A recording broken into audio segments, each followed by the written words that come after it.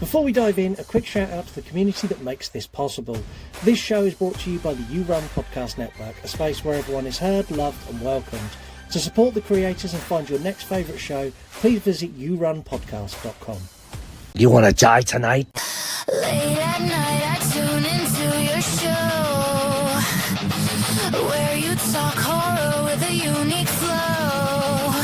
Your voice is like sirens, draws me in, as you pick apart movies on murder and sin. Scott and Marc set the scene. I hang on every word lost in the screen. Your passion for fear is contagious enough. You make me believe in Marc's fucking long roundups. You run podcast, horror movie review, sharing facts and playing games too. Your words paint pictures of darkness and dread, leaving me grinning long after you fled. You run podcast. You run podcast.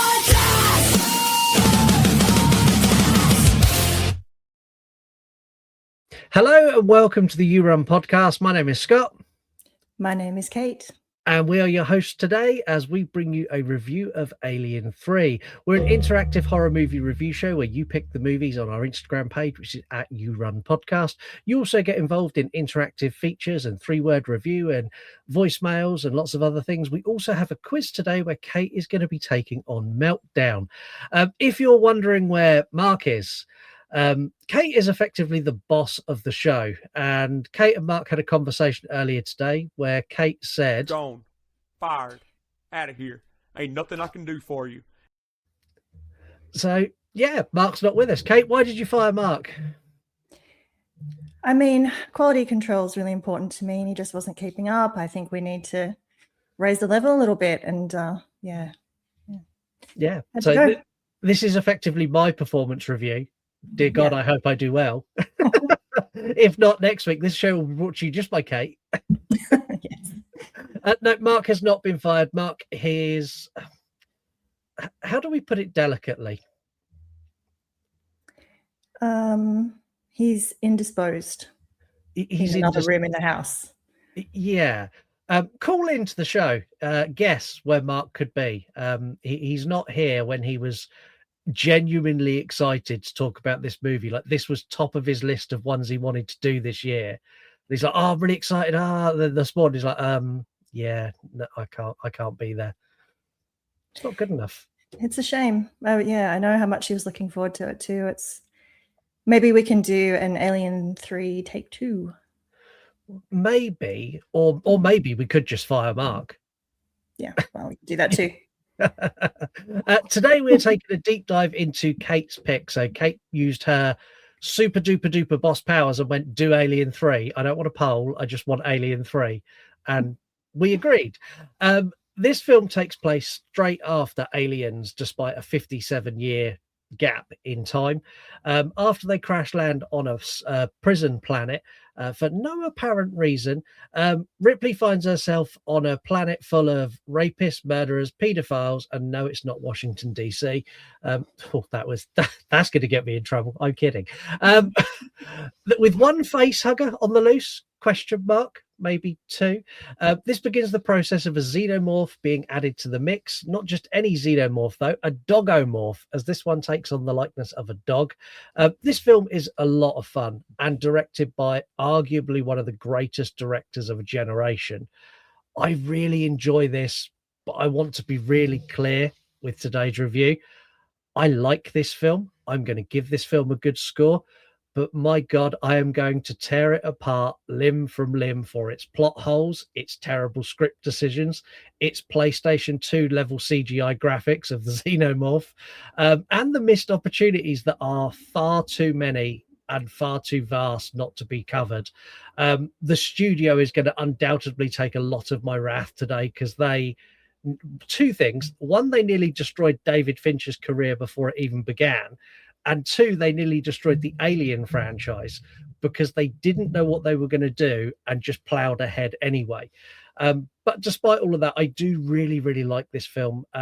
It's like, we could fill an episode just on the bits I like, and we could do another episode just on how much the studio messed this up. I'm going to give this a 3.5 out of 5, but that could easily become a 4 or 5 out of 5, depending on how our conversation goes. Where are you with this, Kate? I would, yeah, I really do love this movie. I have to say it's grown on me over time.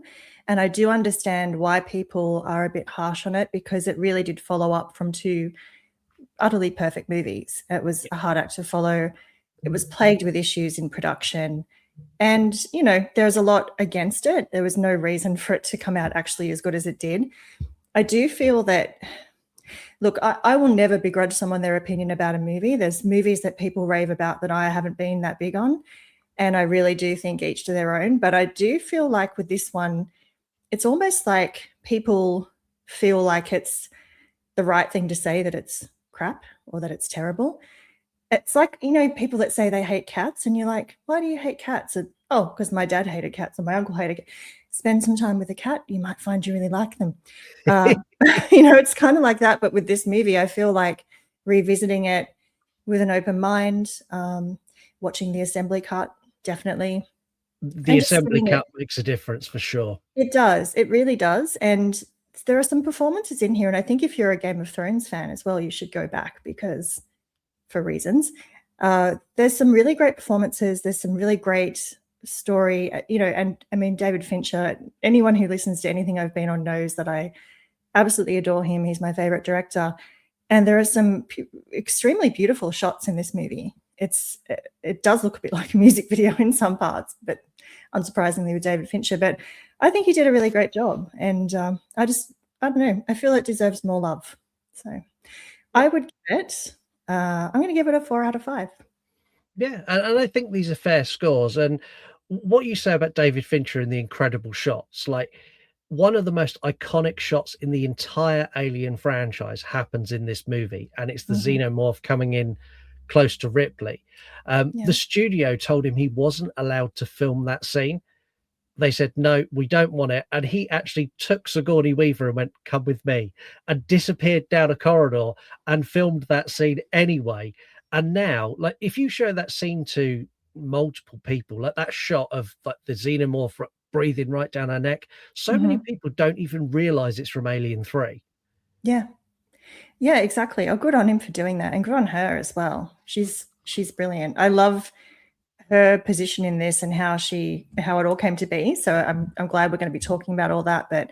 And there's some really big shots where it's just one person in their long coat, and it's a really big, like, sprawling shot, and I think it's beautiful. I think there's some really beautiful things about this movie, and there's some bits where you just go, oh, freaking hell, that's terrible. But you know what? I don't care. Nothing has to be perfect for me to love it. So no, and I think as a general rule for this movie, set design is great, characters are great, all of the cast do a really, really good job. The problem purely lies with what they were given to work with. And I know that David Fincher was literally arguing daily with the studio.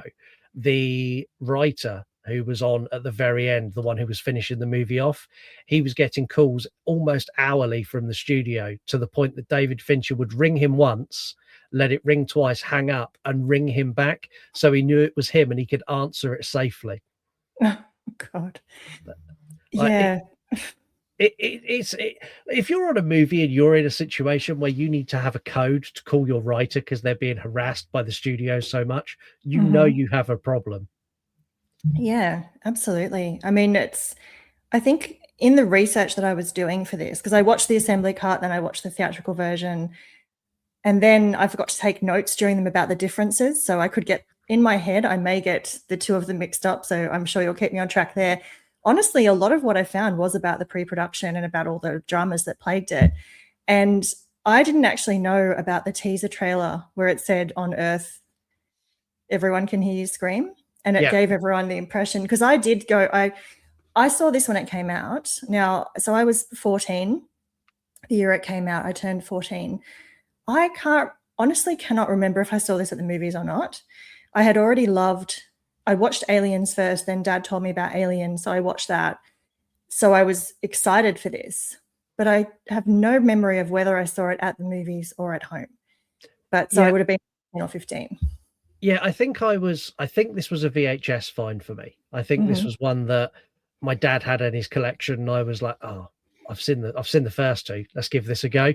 But I like this one. This one it's bonkers, but this is kind of where the Alien franchise goes from here. Cameron set the standard by going, it doesn't have to be a moody horror movie. We can make it something else. And then everyone after that just done their own thing. Like when we get to Resurrection, it's like, who cares? Let's have space pirates. Let's do what we want now.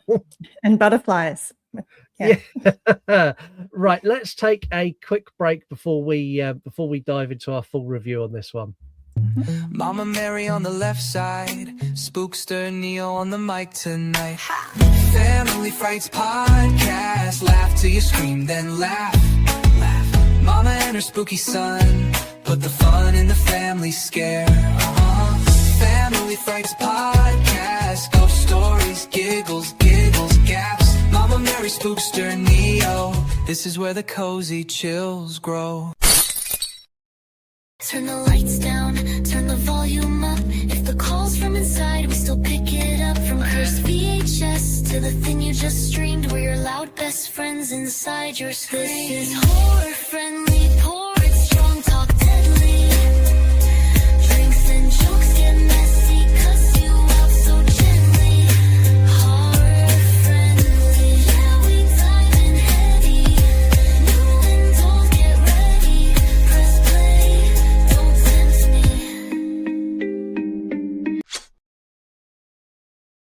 So please go to yourunpodcast.com and check out all of the other members of the You Run Podcast Network. You'll also find Kate appears on many of the shows on the You Run Podcast Network. Kate is like a You Run Podcast Network guest professional now. So you've been on Pop Culture Reflections. You're going to Eat That Crust. I think you've been somewhere else as well. Yes. Yes. I'm having a mental blank. Oh my God. I would be great in the quiz later. I think network. I've been on a couple of shows, but not all network shows. So you've been on quite a few recently. Yeah. I have actually. This month I'm doing, I think, 2 episodes a week. So, but a lot of them are for pop culture and for You Gonna Eat That Crust, for the pizza bones. So yeah. That's a lot. Like that's a recording schedule that's coming close to rivaling my own. It's been busy, but it's been lovely. I think the thing is, once you get the podcasting bug, it sticks with you, and once you've done it once and you have a good time, you'll continue to do it, which is why I'm still doing this 5 and a bit years after I started. Also, make sure you rate and review us. You can do that on Apple. You can do that on Spotify. You can also do that on YouTube by leaving us a like or a comment. Go and check out our Patreon as well, because then you get awesome powers like Kate, who goes, I don't want a poll. I want a movie. Do the movie. And we just go, okay, Kate, whatever you want, Kate. You can get all bossy. It's great. The thing is, like, there are certain people within the Patreon, I'm not going to name any names, Dave B Movies, who's like, do this, and we just go, yeah, okay, it's fine, we'll do that, we don't mind. So go and check out our Patreon. It also helps us make the show better. It helps us get new bikes. It helps us do other things. Like we're planning on a couple of meet and greets this year that we've not officially announced yet, but the money that Patreon gives us allows us to do things like that make the show better for all of you. So yeah, go and do that, and go and check out yourunpodcast.com and all of the other Patreon members, all of the other network members. Let's dive into this. I want to start off with, who in their right mind decided to kill Hicks and Prue, and why were they not fired? Yeah, I was actually thinking about that, and because I was trying to envision a movie with Hicks and Newt, and I don't know, because we already had Aliens where the focus for Ripley was this child and keeping her safe. And as much as, and I did find out that there was a script, they had the 2 scripts going, one with Hicks and one with Ripley, because they were trying to get Sigourney Weaver to agree. And smart lady, she agreed for some good conditions. And I just feel like keeping them would have, Yeah, I don't know where the story would have gone. What are your thoughts on that? Do you think that they could have merged them? I'm not sure where the story would have gone. I think for me, more so for Hicks than Newt. With Hicks was the only person who's ever listened to Ripley. Like, he literally went, "You're right. You are absolutely right. I'm going to back you." Yeah. And he was genuinely a nice guy. He was very, very heroic, and they did not give him a death that he deserved. Like, he was just impaled by part of the ship. It wasn't let him survive, and I don't know, go a darker route with the prisoners. Have the prisoners attack, and he die saving Sigourney. Like, do it that way. Or like with Newt, I'm not as bothered about. Like, Newt is in Aliens, Newt is the focus and the bit that gets you the most nervous, like the scene where the xenomorph drops down behind you. You're like, oh no. Yeah. But I don't know how well.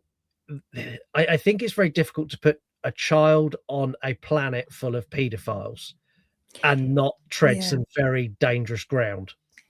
That would have been problematic. And I think the girl who played her might have aged up as well and aged out of the role because it was meant to be pretty much instantly, like not straight after, but they were in cryosleep. So she wouldn't have grown. And I think she did, because it was 6 years? 5 years. 5 years later, yeah. So she was. They would have had to recast her, and again, like, how well. I'm not a big fan of recasting. I know Mark's not either. When they recast someone, you sort of go, well, it's kind of the same, but it's not. Like, you're not how I remember you, and you're different now. And it's almost distracting. It's almost like you need to get attached to the character again because they're a different actor. Like, I like the opening of this, like the crash landing. I think is very cool. I also like the fact that where Ripley lands. Like, there was multiple script ideas for this. So one of it, they were going to land on a religious planet, all going to be monks, which I think would have worked. But this, I like the idea of the prison planet. I don't know how well I like the inclusion of the prison planet being the worst of the absolute worst in the entire galaxy, and they've all found like 1990s Christianity. Like, how did that happen? I think that was, I mean, I guess maybe it was a holdover from the whole monk on the wooden planet concept, and they kept them being this. But the what I found really interesting was, you know how they say it's the double Y planet, double Y chromosome planet, and back then there's this that still exists, but this genetic condition called Jacob's syndrome, where men have a double Y and it makes them quite tall, and they thought it made them aggressive. So they kind of played on that, and it turns out it doesn't make them aggressive, but they are quite tall, people who have this genetic condition. So they kind of, I went down several rabbit holes on this, and I was quite surprised because I thought, I've never actually noticed the double Y chromosome thing before, but I thought that was quite an interesting little story part.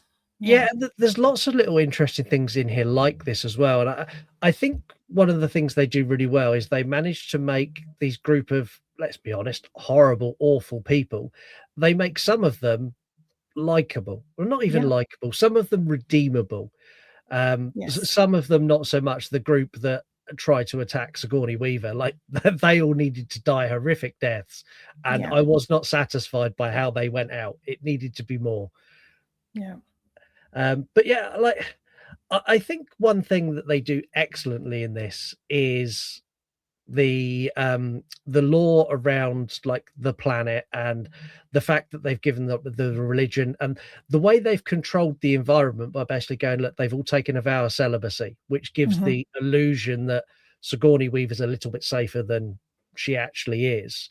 But they also very much play into, on this planet, you are in danger. We've called someone to get you because you're the only woman here. No one's seen women for years and years and years.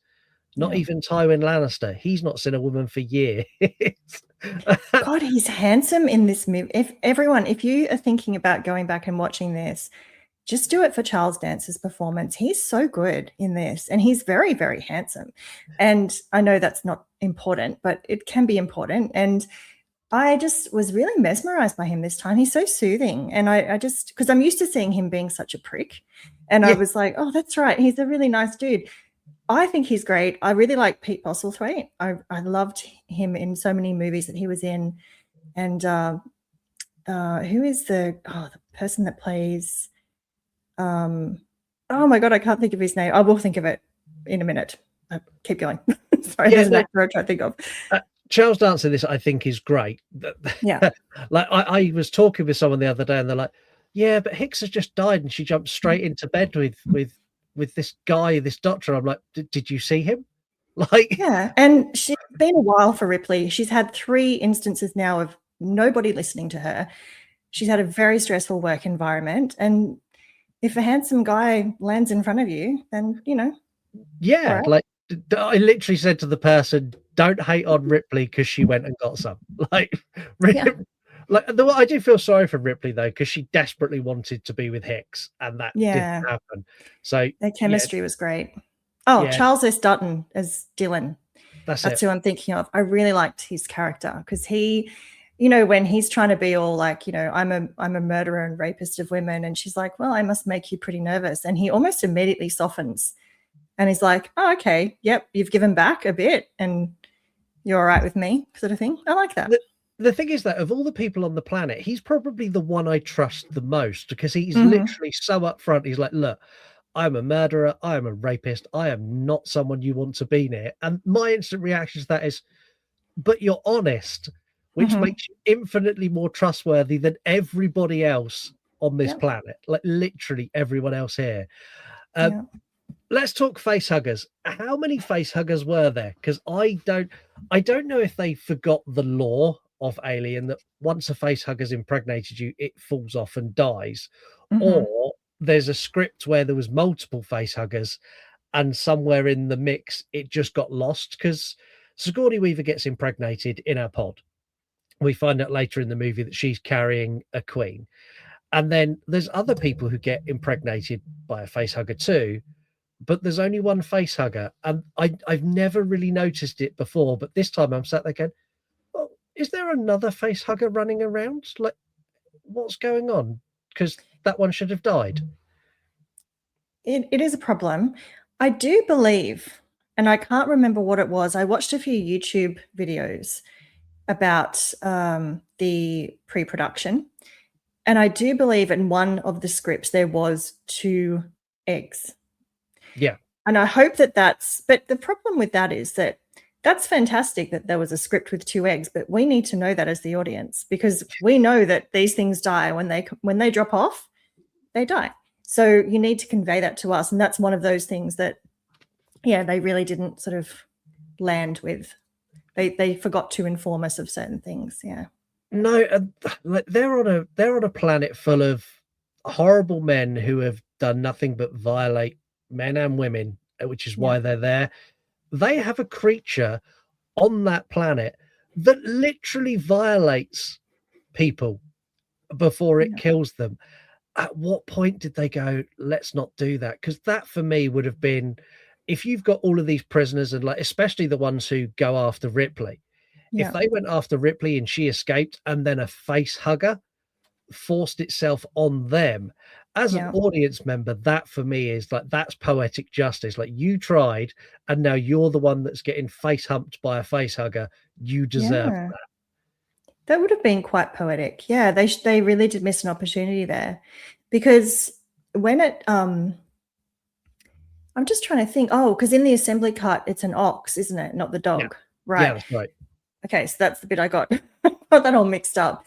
I liked the ox one actually, although I do get why they did it with the dog, but because it's quite a small little xenomorph. It's kind of cute. I mean, I don't know. I think it's cute. It runs on all 4s. It's like a little puppy.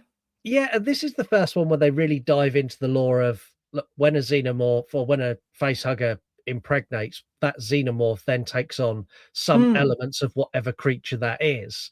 Yeah. And I kind of like that. I do have questions of how the face hugger managed to get a good sort of suction on a jaw that's very long. I'm curious how that. I would like to have seen the face hugger on the dog to see how that physically, because the mouthpiece on a face hugger is very vulvic, I think is the word I'm looking for. That's the right word. Yeah. I don't know how it would have worked with a Rottweiler. I don't know how it would have worked with an ox either, actually, now that I think about it. But I guess we don't need to. But no, you're right. Yeah, it is interesting because I guess we've only seen them impregnate humans. So they've come out in human form. Yeah. It was an interesting little path to take. I like that. Yeah, and I like it. And you're right, like the xenomorph is very different. It's a lot smaller. It like its little back legs make me chuckle because when it runs, it does look a little bit like a chihuahua. Yeah, it runs. It's really goofy how it runs, but I love it. I mean, I'd absolutely have a heart attack if I came across it in a dark alley, but I think it's very cute on screen how it just kind of bounces around. And it is very much like when it chases people, it's very much like an excited puppy. If you like hype a puppy up and run away and it chases you, it's got that kind of energy. And I don't know, maybe you turn around and like pet it, see if it's okay. Give it a try. At that point, what have you got to lose? Just try and pat the little dog morph. Exactly that. You've also got the costume element of this. So there's a CGI element that doesn't look all that great, but you've also got the practical effects side of this, which I think the practical effects look good in this. I don't think it's any worse than what we got in Alien or Aliens. And some of the shots, especially of the xenomorph head and the hands, I think look fantastic. Yeah. I like the bit where the guy, when Andrews, the head guy who's a real dick, he gets pulled up into the, and then the guy's mopping and he's like looking up trying to make sure he doesn't get taken as well. I would just leave the blood, honestly. I'd be like, I'm not cleaning that. It can stay, That bit's fantastic as well, because this is after Ripley has told them that there's an alien on the ship, it's going to kill everybody, and he goes into effectively the canteen and goes, look, there's some rumors going around that there might be an alien. Like it's just made up. This is never going to happen. You're Rumor completely control. safe. Yeah, nothing can get you in here. And as he says that, these two hands just literally rip him from the floor straight up into the ceiling. And also, like in this point, every single member of the prison goes, well, what do we do now? Like this is the guy who's told us what we're doing for the last 25 years. We don't have a plan. Who's in charge? And I like this kind of dynamic of working out who is now the boss and the suggestion of Ellen Ripley taking over. I think that's a really cool dynamic to explore. Yeah, and I think it's good that they don't fuck about and they just go, well, clearly she was right and clearly she's dealt with these things before. Because I know in Aliens, when they're doing the whole, okay, who's in charge now, and they're trying to work out, there's a lot of bit of a pissing contest, I guess, leading up to all that and working out who's going to be in charge. But this time it's like, okay, we need someone to guide us, Yeah, there's only one guy who kind of gets really up in Ripley's face and he gets a bit aggressive. And I love the way that Sigourney Weaver plays this, because this guy is really going at her and she looks at him the same way that a tiger would look at a yapping dog. She's aware that he's there, but gives zero fucks because he is literally no threat to her whatsoever. And the look on her face of like pure disgust. I think at one point she even eye rolls at him. I'm like, that's amazing. You've made this guy look like this big. He's like an inch tall now. It's so well done. Yeah, I mean, she's seen some shit in the last few months, years, weeks, whatever we're at. It's very hard to figure out how time goes on this trajectory, but yeah, she's not going to be fazed by some little doofus on a planet. And I think Golic is probably the other person who, it's not Golic who gets in her face, is it? No. Did you know that he was the 8th Doctor, the guy that plays Golic? Was he really? Paul McGann. He was only in the TV movie. Oh, okay. He was only very briefly, and because when they've all got their heads shaved and they're covered in soot, it's very hard to recognize them, except Pete Postlethwaite. He stands out. And but I looked on his Wikipedia or whatever and went, oh yeah, that is him. It's definitely, there. That was a nice little find. You said about the shaved heads. So they gave themselves a nickname of skinheads in space when they were filming this. And that's because when they weren't filming and they would go out to local bars and restaurants, everyone was terrified of them. Yeah, I bet. Oh, no. Just this, because most of them are fairly big, physically strong guys. Yeah. And they're coming in after filming, probably still dirty with makeup on, with a skinhead walking into a bar in London. The barman must be going, oh my God, we're in trouble. This is going to kick off. Yeah, some of them do look pretty rough. Like, I would be nervous too. I'd be like, I don't like to judge a book by its cover, but in this case, I might.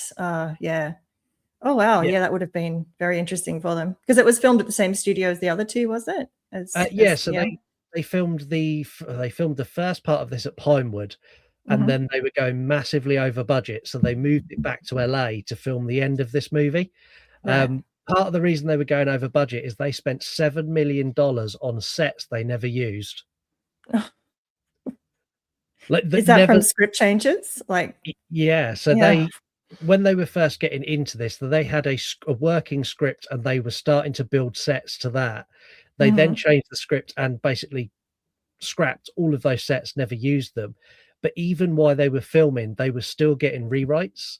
So they would build a set, film, actually shoot the scenes, and then find out the following day that it had been cut and it was no longer in the script. And there's apparently hours and hours and hours of footage of varying different screen variants that never will see the light of day because they just binned them all off. But yeah, $7 million on sets that never got seen. And $7 million back in 1991, 92. That's not good. I wonder who took the fall for that. Did that come on Fincher? Or surely not, because he didn't write it and he didn't make that decision, did he? No, that wasn't on him, but because he seems like a bit of a scapegoat for it, you know. Massively so. The studio did very much go, what did you do? to the point that David Fincher disowned the movie.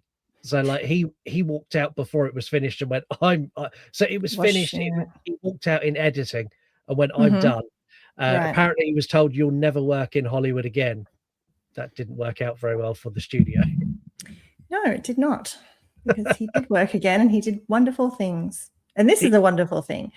I think the studio made a big mistake, because if they'd supported him more, it would have been even better. But, if they'd have given him the option to actually work the script how a normal director would, we would have had a very different movie. And I think the problem is, like, David Fincher's going to be sat there going, well, that doesn't make any sense. Why are we doing that? And he's questioning the studio, and the studio, because he's a new director, are very much going, just do as you're told. Like, we hired you because you're new and we can control and mold you. And Fincher just didn't let them. He battled every second all the way through this. And I applaud him for that, because had he just done as he was told, followed all the way through, released it and supported it, I don't know if I would have held him with as much respect as I do for him going, do you know what? You ruined it. It's your fault. I want nothing to do with you. Like, even now, he won't pass comment on it. The assembly cut is called the assembly cut because it's effectively the director's cut, but Fincher wouldn't put his name to it. Which, again, wild. Yeah, the assembly cut, definitely, it's like 30 minutes longer or so. Yeah. It's definitely a better movie, but I think it is really worth watching them both, especially, the ending, where there's the big difference in the ending. I mean, it's the same outcome, but the formation and what happens, is, I think, interesting, and both should be watched.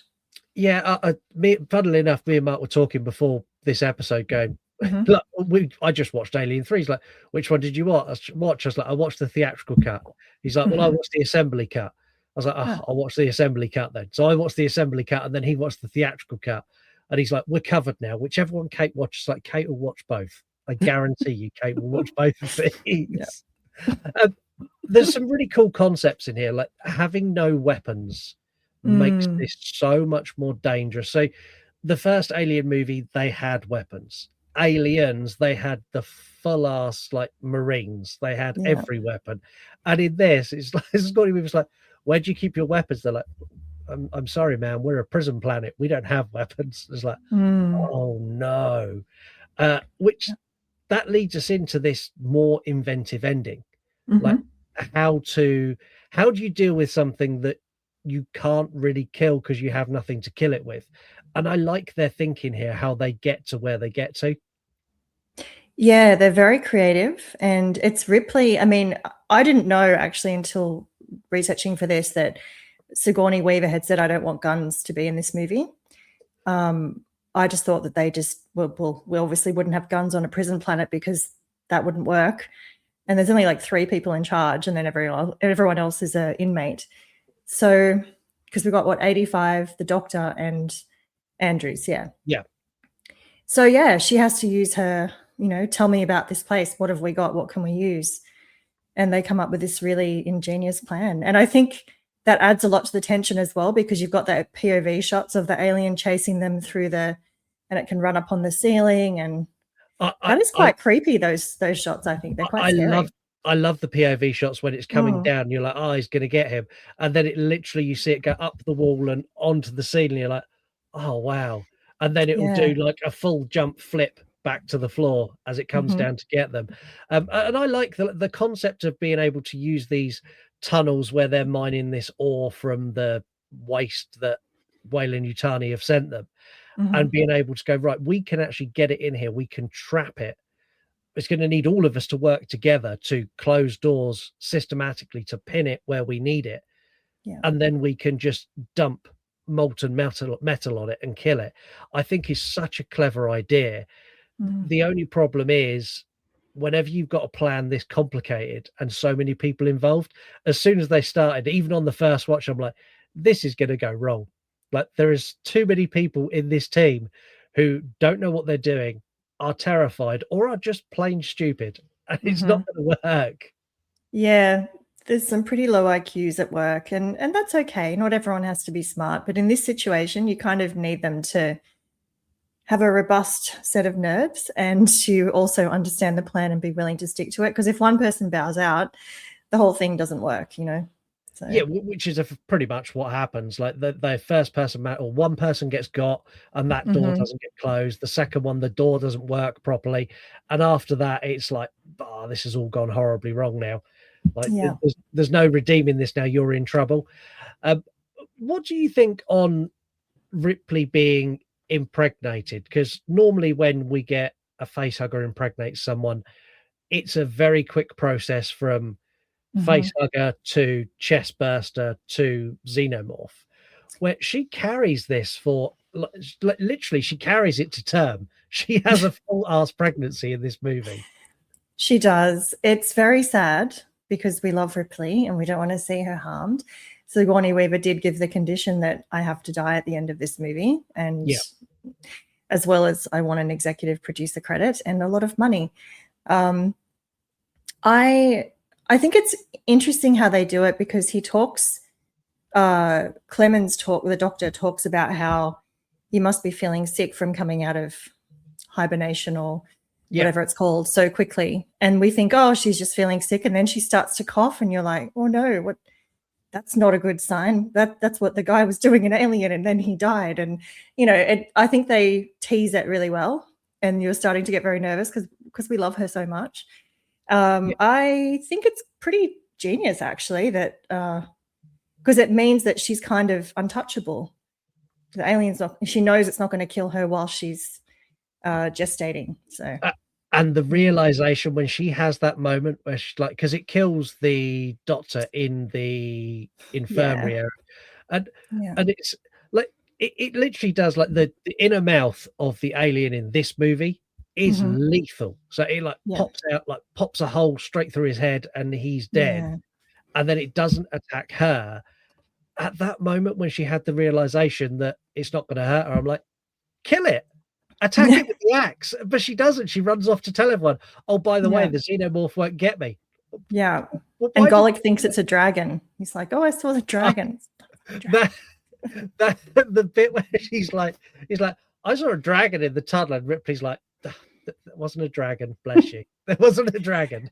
Yes, I can see why in your condition you thought it might be a dragon, but it's not a dragon. It's not. Yeah. Although that's kind of a full circle moment because Tywin Lannister, he's seen a dragon. Oh no, did he see a dragon? Anyway, dragons are in that show, so there you go. I think he did. Did a dragon not attack his camp at one point in Game of Thrones? I'm sure it did. Yeah, it's been a while since I watched that. Yeah, I'd like to think that he saw a dragon. Yeah. Yeah, and I like the fact that he's genuinely a nice guy, and it's a testament to how good an actor he is. That it's to Game of Thrones. Like, I hate him with a passion. He's horrible in that show, and yeah, he's really cruel. And in this, he's just so warm, and his presence is very comforting and reassuring for her. So yeah, that's twice she's met a lovely man twice, and they've been snatched from her. It's not fair. Yeah, they do Ripley dirty in every single movie. They're like, we're going to give you a love. No, we're not, and we take it away. We dangle this handsome man in front of you, and then take him away. At least she managed to have sex with this one before they killed him, which is unheard of for Ripley. Normally, she doesn't. That's true. Although I think they were all boffing on the Nostromo. Everyone was, except Ash. No one had time with Ash. Thank God. Because can you imagine if you had and then that happened and you're like, yeah, I don't even want to think about that. But yeah, it's been a while for Ripley, and I think it's really good that she got to have her fun. She deserves it. I agree, completely agree. I also like in this way the lack of this is another testament to Charles Dance's character. Like, Ripley gives him no reason to trust her whatsoever. Like, she doesn't tell them what's going on. And when he's like, well, unfortunately, the girl and the man you were with have both died. She's like, I need to see the bodies. He's like, no. She's like, I need to see the bodies. There's a deadly disease that's possible. He's like, what disease? She's like, cholera. Yeah, because that's been around for a while. He literally says, we haven't had a case of cholera in 200 years. She's like, I know. That's right. That's why it's so dangerous. We must go now. And like, even down to the fact that he's like, there, you've seen the body. She's like, we need to do an autopsy. And he's like, do we? She's like, yes, we really do. And she makes him go through it, which I'll say in the assembly cut, that is a lot longer. That scene's a lot longer and a lot better done. But in this, like, he still goes through all of the motions. And the one thing I will ask that is, I don't know why Ripley got him to check like literally everywhere else. Like, face huggers impregnate in the chest, and like, it's open the belly. Like, no, just like open the chest. Is there a face hugger? Is there a xenomorph? No, there's not. Let's move on. But yeah, it's like it's like she was a frog in a science class for this scene. That's true, actually, because although they didn't really need to do an autopsy either, because they could have done the scan like Ripley does. Yeah. Because does she go back to her ship for that? Or is that there? I can't remember. She goes back to her ship for her. That's right, because when she picks up Bishop, and we do need to talk about when she reconnects Bishop. That's amazing. That's right. She could have just scanned Newt, but I guess it wouldn't have been gruesome enough. We needed to have an autopsy scene, I guess. Yeah, and the autopsy scene's really uncomfortable. I find autopsy scenes in general, I find them quite uncomfortable to watch. Like an autopsy of Jane Doe, like that movie's like, oh God, this is awful. Yeah. But then for it to be a child makes it even worse for me. That's like, oh, this is not just disgusting, but it's also sad. I don't like. And it's a child that we are fond of. I mean, Newt. I think some people found her a little bit pretentious and a little bit annoying. I thought Newt was adorable, and she gave us the fantastic mostly thing, and we quote that all the time. So I think Newt's a great little character. So to think of that happening, it's very sad. Yeah, I really like Newt. There's some fan fiction I've read where Newt, in an alternate universe where Newt survives, where she goes on to effectively be like Ellen Ripley, and she like takes Ellen as her inspiration, and she becomes this effectively xenomorph hunter. I've read a couple of little fan fictions on that, and I'm like, I like this a lot. I like that's this a great idea. Actually, there's also an audiobook version of Eric. Someone's script for Alien 3, one of the early scripts. They turned it into an audiobook that you can That's the one where Hicks survives. Right. Yes. Yeah. And I think because I wanted to listen to Alien Phalanx because Greg was telling me about that, but I'm going to look for that one as well. I'm trying to get into audiobooks. It's not really working, but I'm trying really hard to start listening to audiobooks. So yeah, I might try that one.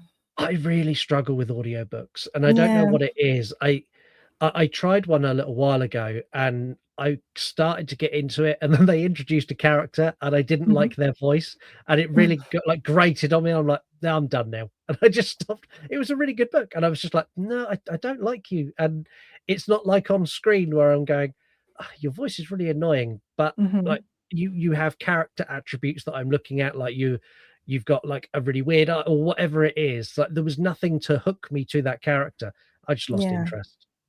Yeah, I find if it's a book that I've already read, I can focus enough. Like I was listening to Kate Winslet narrate The Faraway Tree, which is incredibly juvenile of me because it is a children's book, but I love it.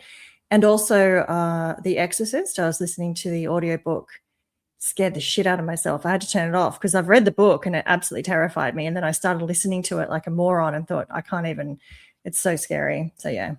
And if I've read it already, it's probably okay. But if it's something new, yeah, I can't do it. I will get there. Let's talk about Bishop then. There is a point where she literally picks Bishop up, slings it in a backpack, and all that went through my head was Chewbacca and C-3PO.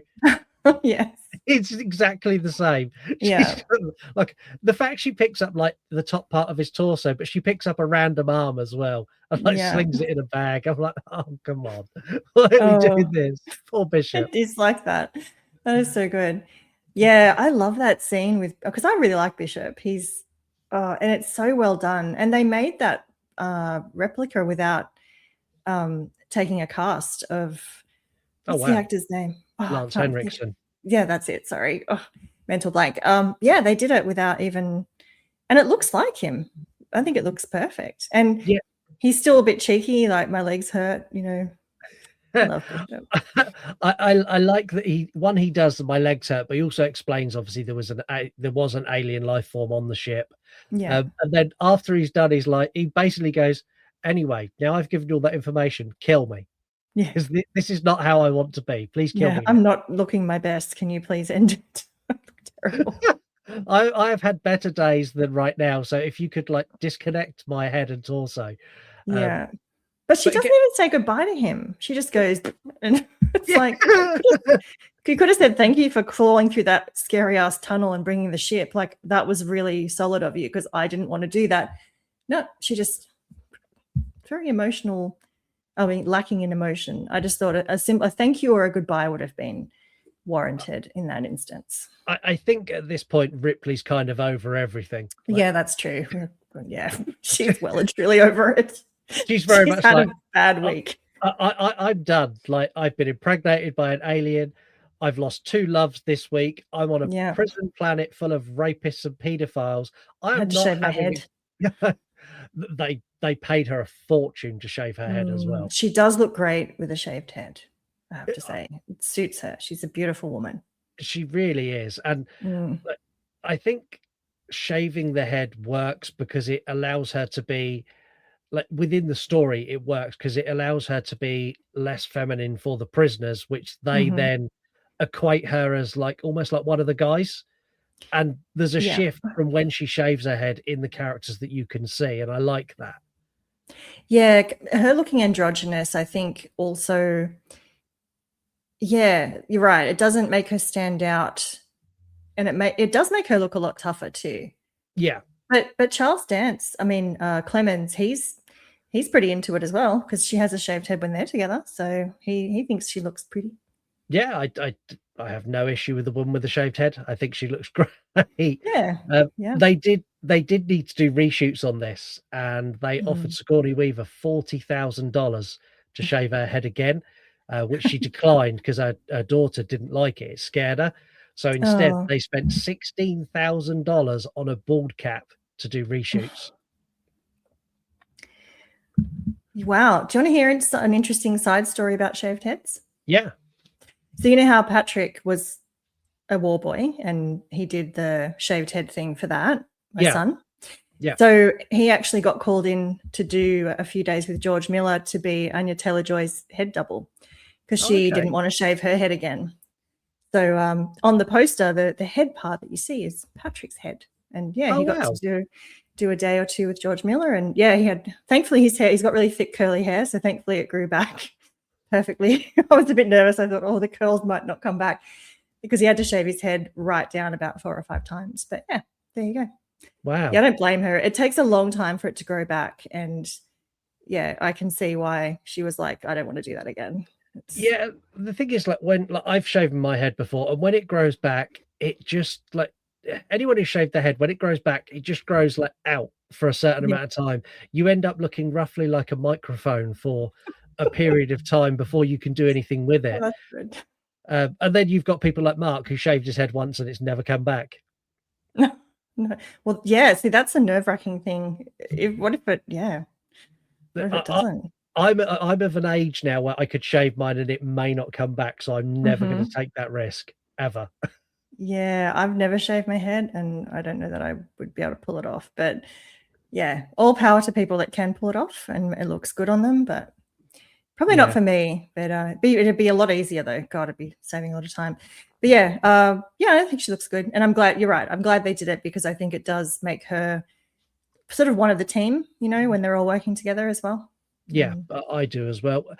How do you feel about the ending of this? So Weyland-Yutani arrive with Lance Henriksen, who we get a brief explanation that he designed the original Bishop, which doesn't stack up timeline-wise. And I'm not even going to bring up the fact that Bishop was designed a couple of 100 years ago, but Lance Henriksen's actually a man. I'm like, we'll just say you're a synthetic because that works better for me.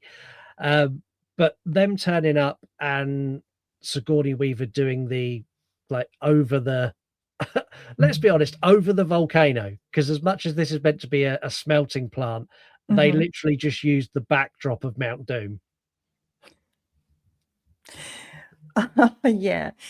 I think it's very dramatic, and I think it's a good way. I mean, they would have had a difficult time with her insisting that, okay, you have to kill this character. Yeah. And then she does come back anyway. But the idea of having to come up with a way to kill her that will be satisfying and do justice for her character is a challenge. So I actually think what they did was very smart. And I like that she basically says, she's going to go the same way that Hicks and Newt went. And it is very dramatic. Both of them, where she's got her arms out like a cross with the whole religious iconography. And then in the is it the assembly cut where the assembly cut is the arms out. Yeah. And the theatrical version is the chest burster comes out and she's kind of like holding on to it. See, I really like the chest burster coming out and she literally grabs hold of it and like, you're coming with me. You're coming with me. Like that for me is really powerful because a chest buster's gonna hurt like hell. Like that, you're not surviving that for a start, but to have the wherewithal to go, no, you can't leave. You must fall with me is great. I do like the visuals in the assembly cut with the falling. The thing, every time you get this sort of anything around fire where someone sacrifices themselves, you have to have an alto and a soprano just chanting Latin. It seems to be a thing.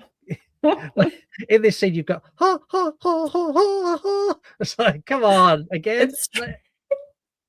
They're a little choir. They turn up wherever there's going to be lava or hot magma and death.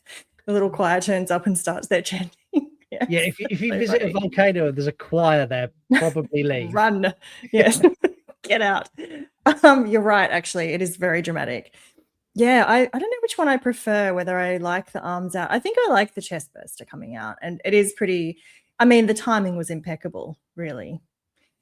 It was all very dramatic and timed very well because, what were the chances that he was going to pop out at exactly that time? Or she, whichever the case. Do they have genders? I don't know. I don't think they do. No, I think technically they're like bees. So they're all potentially the queen. So at some point, a queen is going to die and a new one will be fed the nectar to become the next queen, I think, is kind of I think every xenomorph is effectively a queen, or the potential, the lineage to be a queen. Right. I think. God, it's confusing. Yeah. Okay. And yeah, but I like the chestburster coming out. It is she's so brave, and she sacrifices herself. I mean, she was pretty screwed anyway, but yeah, it's good. Yeah, and it's a good conclusion to her storyline. And the fact that Sigourney Weaver didn't want to come back, she's like, no, I'm done. You must kill this character off. Only for a couple of years later to go, how much money did you say? Oh, 100%. Yeah, bring me back. How are you bringing me back? Cloning. Fad. Yep, great. What, my DNA wasn't destroyed in the lava? Okay, perfect. I buy it. I'm in. What were the odds of it not being destroyed? Yeah, she must have left some behind somewhere. Yeah. But again, I like the fact that they come in, they kind of mop up, like everyone else on this prison planet is dead. Exactly what she said. Like, they're going to get here. They care nothing about you. They just want me and the xenomorph, and you're all going to die. And all of that coming true. I think it's a really well put together concept that was delivered by Fincher as best as is humanly possible, given the fact that the studio insisted on changing things every 8 minutes. Yeah, you can only put so much glitter on a turd, but I think he did a really good job with, what he had. And I am kind of surprised that they left, is it Grigor, the last one, the last guy standing? That it's not Golik, is it? Golik dies. No, Golik dies. So Grigor is the one, and they actually let him live. Like, they took him with them. I thought they would have just dispensed of him. Yeah, but yes. The stupid thing is, like, he's one of the characters who earlier in the movie tries to force himself on Ripley. And his character arc is fucking wild to go from he's the most one of the most dangerous people on the planet to trying to have his way with Ripley by force to then being the one that's like, I will get you out across this lava. I believe in you. Let's do this. I'm like, that's an arc and a half. And I don't know if I feel sorry for him at any point. Like, I would have been quite happy if Ripley had grabbed his ankle and taken him with her. Yeah, thanks for trying to rape me, dickhead, and then tripped him into the lava. Yeah, exactly. I wouldn't have blamed her because she was not having any of it. Like, if she's not saying goodbye to Bishop, she's certainly not putting up with his shit. I can tell you that. No, yeah, maybe she was feeling more tolerant because she knew she was about to die. I don't know. But it is weird seeing Bishop not as Bishop. Yeah, it's the same though. It's one of the Alien versus Predator movies where Lance Hendrickson is in that as a man as well. Where they're going down. Yeah. And in that, I'm going, the first time I watched that, it's Bishop. Oh, it's not Bishop. But it is. It's Bishop. What are you doing? Yeah. We're going to round this review off, but I'm going to round it off with instead of giving you a bit of a roundup, I'm actually going to give you a fact that blew my mind. So David Fincher admitted that in 1992, there were LA riots, and they were very close to where the film's negatives were being stored. He secretly hoped that the building would burn to the ground and the film along with it, so it didn't have to see the light of day. That poor, beautiful man. He had such a hard time. Oh, I just want to give him a hug. I'm going to keep my score as it was. I'm going to keep this a 3.5 out of 5. Are you going to stick at a 4, or are you going to bump your score up? I'm going to stick with 4 because I do generally score things on how much I love them and how much joy they bring, not so much about technical things, because I'm not a movie maker. I don't think it's right for me to judge on technical stuff alone. So I'm going to stick with 4 because I do have a lot of love for this movie, and what it lacks in some areas, I think it more than makes up for in others. And I hope people will go and revisit it.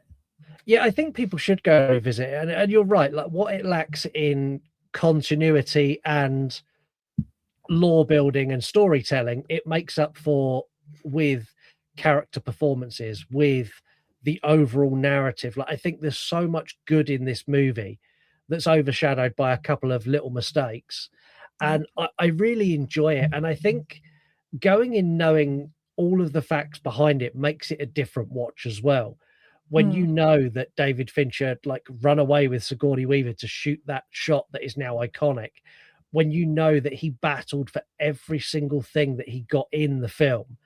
And at one point, this was going to be on a wooden planet with monks. There was another version of this where it was a prison planet, but the prisoners were just out to get Ripley. Like, she turns up and they're instantly hostile. I think being able to pull everything together and give us something that was even watchable is a massive achievement. Absolutely. And when you do look into how much drama there was and had 6,000 different script edits, it's actually a miracle that it came out as well as it did. And I mean, as some people would think that there's, I think a lot of the Alien movies tend to get criticized for having, fan service or whatever, but you know what? I'm a fan. Service me. I don't mind. I'm okay with it. So yeah, no, I think I really would love for, and like I said earlier, if people walk away and go, no, it's just definitely not for me, I don't like it, I totally get that. But I do think there'd be a lot of people who might revisit it and go, actually, yeah, no, it's because I wasn't that sold on it the first time I saw it. And then I've really grown to love it. Yeah, there's a lot of people, you and me have spoken about this off air in messages. There's a lot of people who just follow the pack. So a couple of big critics or big accounts go, this movie's terrible. And then everyone just follows along behind going, yeah, I hate this. And I'm like, no, you don't. Like, you probably haven't even watched it. And I hate this, like, oh, well, that person says it's bad, therefore it's bad. Like, no, watch it for yourself. Make your own opinion. Be like me, champion Halloween Resurrection at the hatred of everybody. Like, do Jaws that. 3D. Jaws 3D is amazing. Like, yeah. See, yeah. I notoriously do like some pretty shitty movies, but this one I think is unfairly classed as shitty. Like, Jaws 3D is shitty, but I still love it. This is actually really good, and I love it. I agree. Unfortunately, Kate, it is now time for this. What I earn in one hand, burning from the other. Every ride answer rips another from my cover. I keep winning pieces I can't keep together. Bleed for the scoreboard, lose myself forever. Meltdown!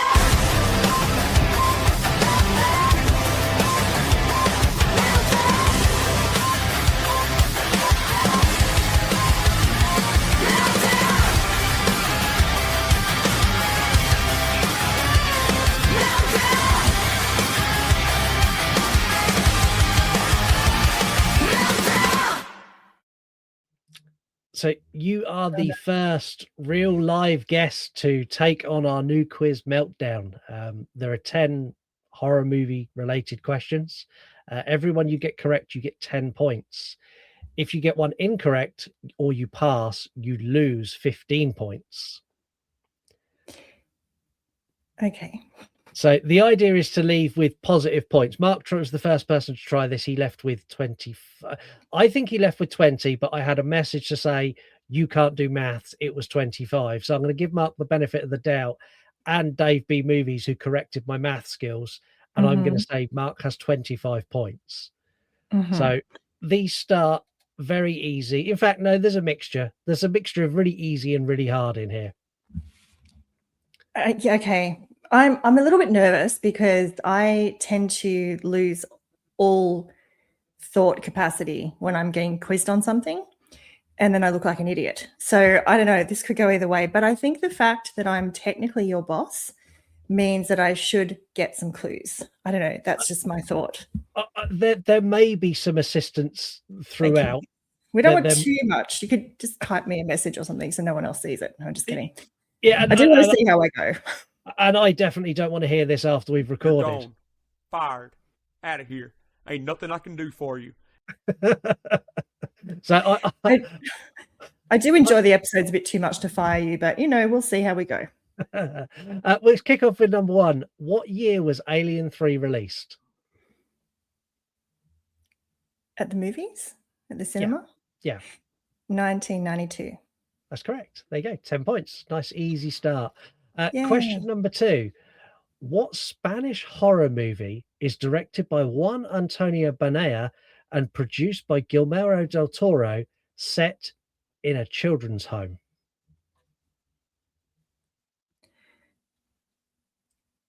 Oh, shit. Does it start with an O? It does. O? Is it The Orphanage? That's correct. 20 points. You're flying. Doing really well. Don't jinx it. Question number three. What is the name of the killer who possesses Chucky, the doll, in the Child's Play franchise? Charles Lee Ray. That's correct. 30 points. You I have the really same are. birthday as Brad Dourif too, so I'd better get that right. You're flying through. Who directed the 2022? I can't even speak. Who directed the 2022 film Nope? Oh, oh God, I can picture him. Oh shit, what's his name? Oh my God, what is his name? That is, people are just screaming at this. They really are. Hang on. He did Us and Jordan Peele. That's correct. 40 Sorry, points. everyone. I'm really nervous. Oh my God. I'm nervous because you've got all of them right so far, and it worries me that this quiz is going to get beaten on the first guest that takes it on. Oh, trust me. My luck's going to run out soon, I can tell. What is the tagline from the 1986 movie The Fly? Oh, I'm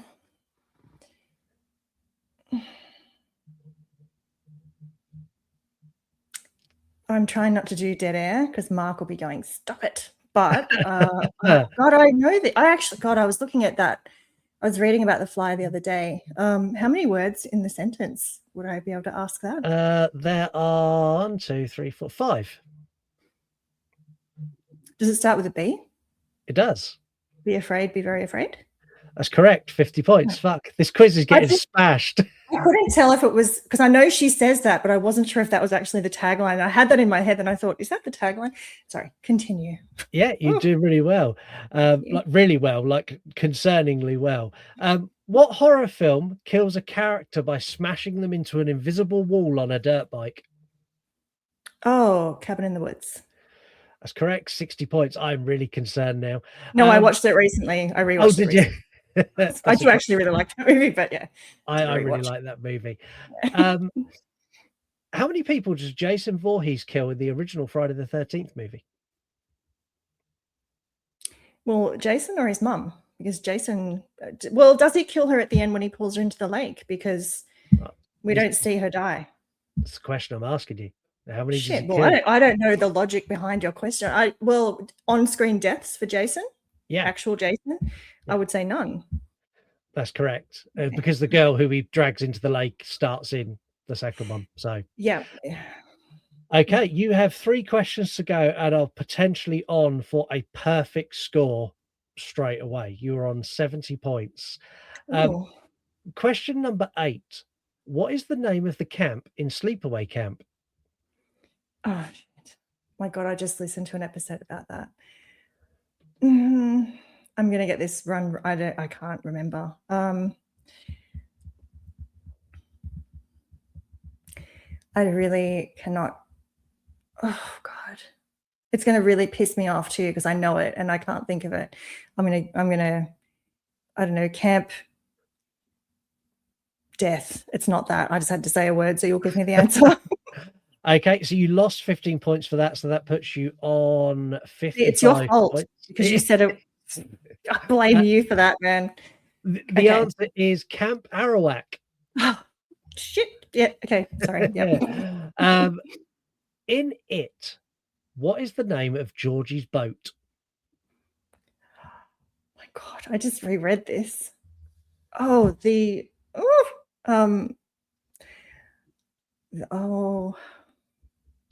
I can see it. I can picture it, and I can't. I can't think of it. Can you take a guess?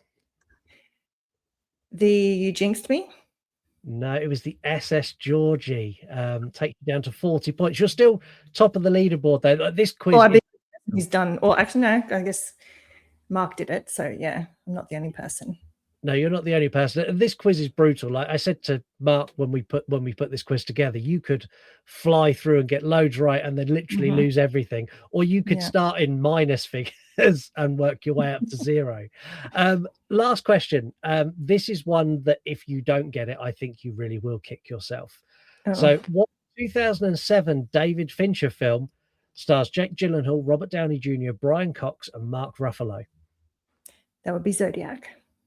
That's correct. That puts you on 55 points. So you are top of the leaderboard. And I think that's going to be a score that's going to stand for a while. I think you're going to see a lot of people go past you, and then their minus scores drag them back below you. Kind of like what I just did. Yeah. You were literally on for perfect score, and I rumbled you with 2 questions. That's all right. And you know what I did, and what annoys me is that I actually did know both of them, but I couldn't. And I know people say that I already knew that, but I could picture them and I could not verbalize them. Damn it! They were good questions, though. They're a nice little mix of hard and easy. The thing is, like, there's questions that people consider easy. Like, there's questions that I'll ask, and we've done it on the show for years. You'll ask a question, and it's the most basic horror question, and if you don't know it, you don't know it. We've had people who've gone, and we're sort of going, this is question 1. This is the easiest question here, and they don't get it, and then they get further through, and they'll do a question that's like the most complex, like, what happened at this exact timestamp in a movie, and they're like, oh, it's that. I think it's like movie trivia is just based on purely on what you know.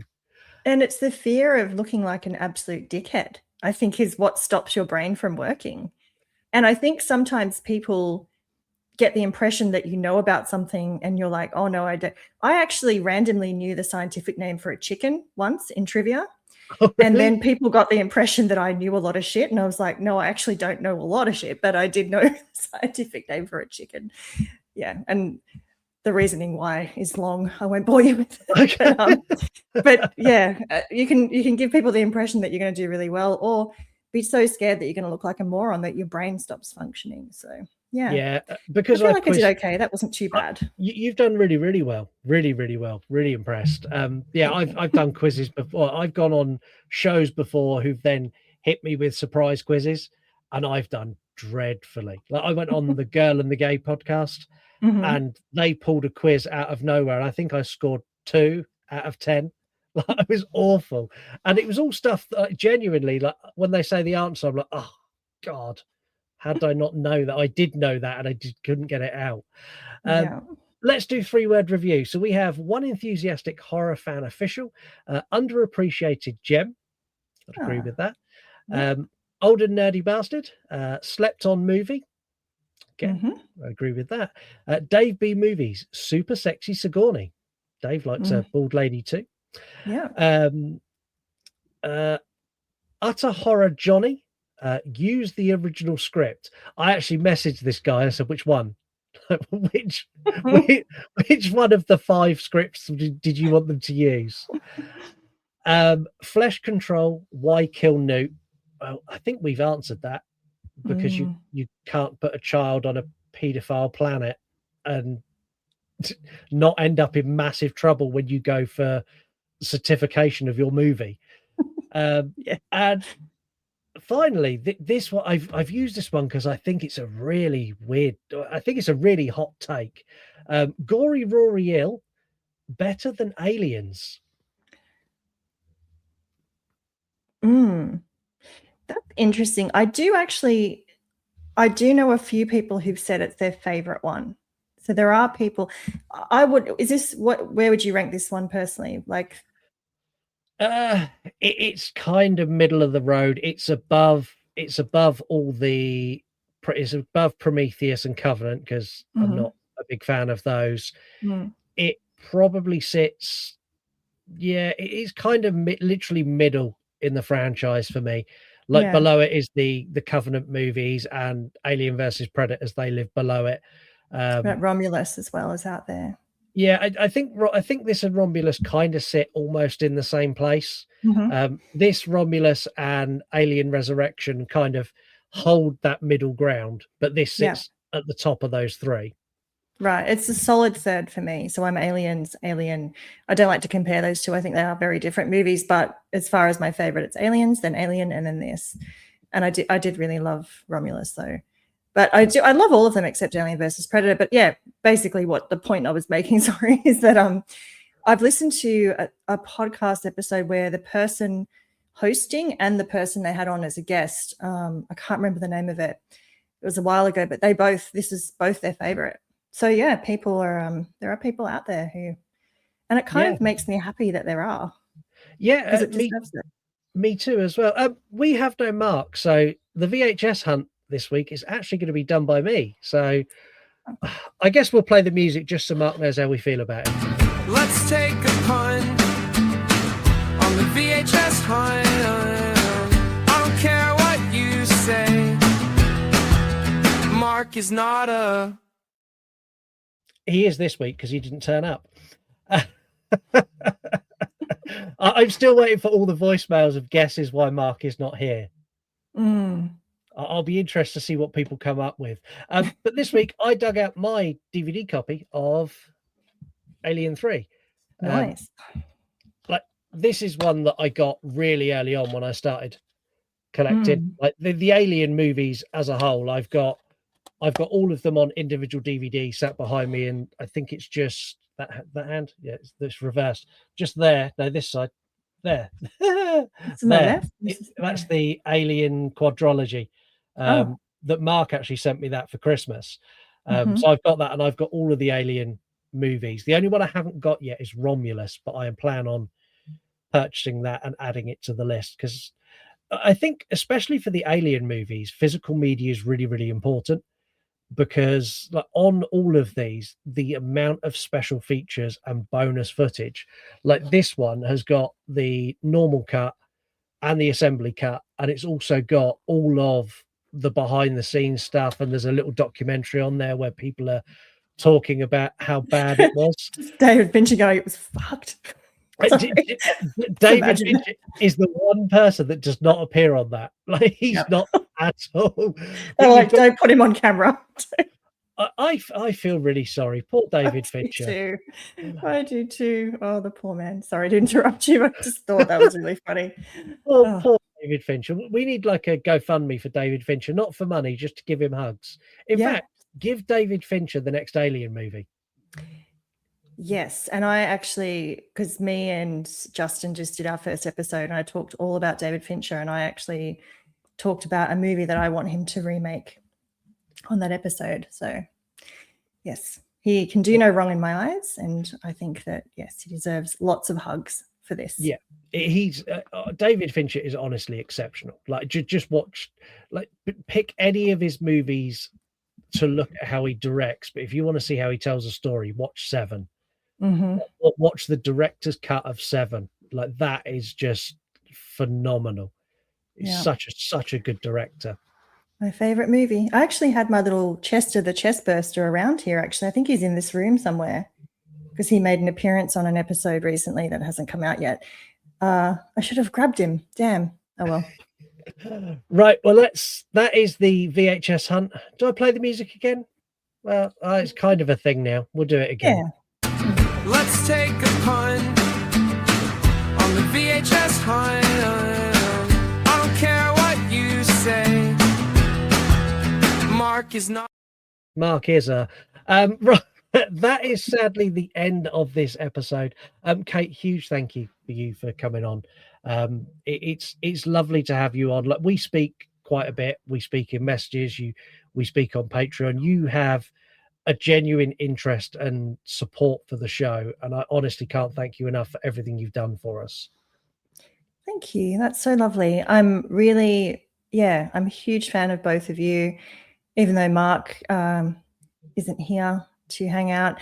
I'd love to do an episode down the track and join Mark and you, but it has been really fun chatting with you. I was so nervous about the quiz, and I didn't need to be. So anyone who's coming on, don't be too nervous. It's not that bad. But yeah, I'm always so happy to listen to your episodes, and all you work so hard for all of us to be entertained, and it doesn't go unnoticed how much work you both put into it, and we appreciate you very much. Thank you very much. Is there anything you want to plug or push or discuss before we wrap this one up? This is your chance to basically sell whatever you want. This is your advertising pitch. Go. Okay, so I am co-host on Pizza Bones, which is the true crime podcast on You Gonna Eat That Crust with Greg and Nate. We just recorded our episode on Dennis Nielsen, which was very fun episode to do. I mean, fun. What a horrible man Dennis Nielsen was. I know, God. We discussed the true life case, and we sort of worked it in with the miniseries, which David Tennant played him perfectly. Phenomenal. Oh, so good. It's just brilliant. And so our Richard Chase episode came out recently, and we've got an episode with Justin coming up that we're going to record. I'm also doing some episodes on the main feed for You Gonna Eat That Crust. We've got a Simpsons bracket episode coming up. There'll be 5 of us, and it will be complete chaos. I'm very much looking forward to it. And I'm also a co-host on Why We Love with Justin and Kate on the Pop Culture Reflections. And as I mentioned a few minutes ago, our first episode just came out recently, and we talked about the films of Stanley Kubrick and David Fincher. Can you tell I really like David Fincher?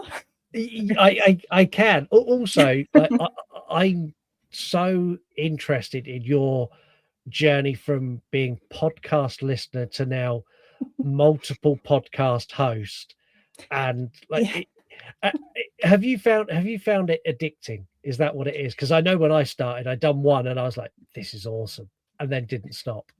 Yeah, it's interesting because I am not a very confident person as far as like being on camera or having my photo take or any of that. And Justin just reached out because I just supported his podcast and said, do you want to do an episode? And my initial response to him was, oh, thanks so much, but I'm not a podcaster. I'm just a listener and supporter.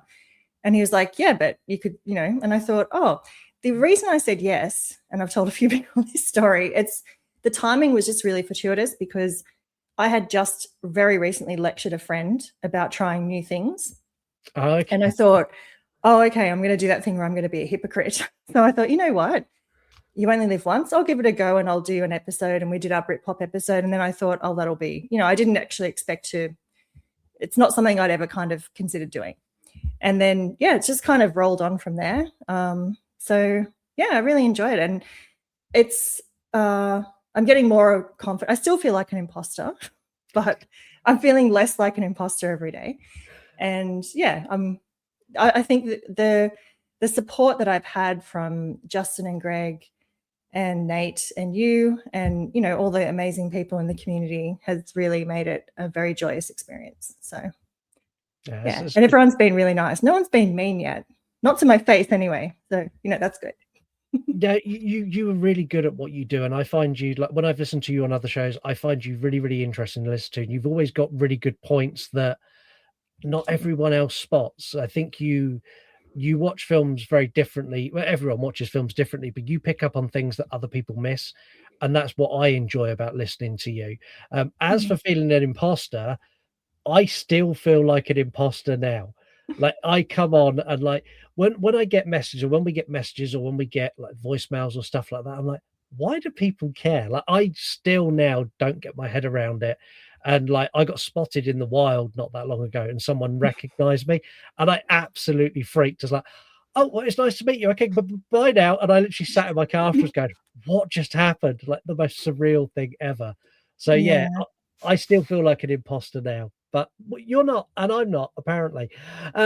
We are going to be back next week. We have You Lot Cause Chaos.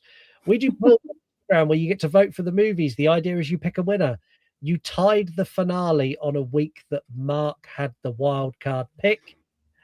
And despite my every effort to keep this off the show, for no other reason but to annoy him, next week we will be covering LL Cool J with his Deepest Bluest as we do Deep Blue Sea. Oh, yes. I love that movie. Oh my God. Hang on. Which one of you like? Do you like it? I like it. I've tried to keep it off the show because Marc will literally be unbearable. He's going to be like a child. Oh my God. I can't wait for that. Yeah, it's going to be a really exciting episode. I am pretty sure I will line something up to Marc to take this spark and joy out of his voice, if only for a brief moment. Maybe a quiz, maybe a new quiz. I don't know. I'll think of something. But again, Kate, huge thank you for coming on. Make sure you go and support Kate. Go and support You Gonna Eat That Crust podcast and Pop Culture Reflections and all of the other members of the You Run Podcast Network. And until next time, have a wonderful week, and we will see you all soon. Bye, guys. Bye. You want to die tonight? You're on podcast. You're on podcast. Late at night, I tune into your show, where you talk horror with a unique flow. Your voice is like sirens, draws me in as you pick apart movies on murder and sin. Scott and Marc set the scene. I hang on every word, lost in the screen. Your passion for fear is contagious enough. You make me believe in Marc's fucking long round ups. You run podcasts, horror movie reviews, sharing facts and playing games too. Your words paint pictures of darkness and dread, leaving me grinning long after you fled. You run podcasts.